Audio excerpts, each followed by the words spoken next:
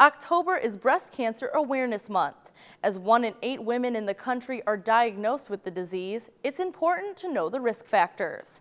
But as one local woman found out, just because you aren't at risk doesn't mean you can't be affected. Naperville News 17's Alyssa Bohenek has her story. At just 35 years old, Laurie Barkdoll had everything to live for. A happy family, 2 teenage children, and a long life ahead of her. Until one day, things changed. It was 2009, and around the beginning of September, I was putting on my bra, and as my hand slid down, I felt a lump, like a bump right there. Though she had no family history or any other risk factors for the disease, Laurie went to the doctor and heard the news she never thought possible. She had breast cancer. The bad news didn't stop there. Laurie was diagnosed with a rare form called triple-negative breast cancer. The breast cancer cells are dividing and multiplying, and they're not being multiplying or dividing due to hormones in the woman's body or due to a protein called HER2. So if a woman is triple negative, that means those 2 things are not causing the cell to grow or multiply.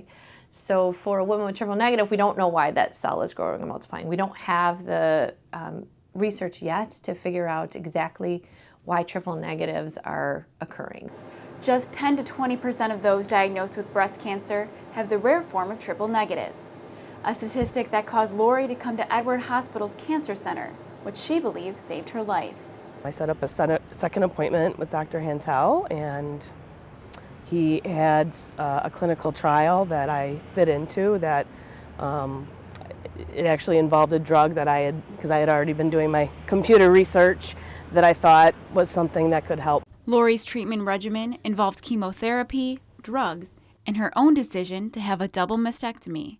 I was young, my cancer was aggressive, I had 2 kids I had to take care of, and I didn't want a lifetime of having mammograms, having scares, having MRIs. I just wanted them gone. 6 years later, Laurie is cancer-free and free to experience the little joys of life. But she doesn't stop hoping for others who may not be as fortunate as her. I feel incredibly lucky to still be cancer-free. I have some guilt because I have lots of friends that didn't make it. And it's very hard because watching my babies grow up, I have 2 granddaughters, and they'll never get to do that. We need more research to cure. We need more research for stage 4 patients so they can live with this disease instead of dying of it.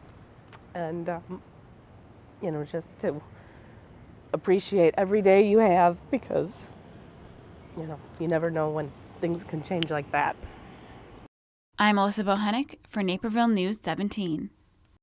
Though the age at which women should begin getting mammograms has been the subject of some controversy in recent years, experts say the simple test can help save lives. The procedure has helped reduce breast cancer mortality in the U.S. by nearly 1/3 since 1990.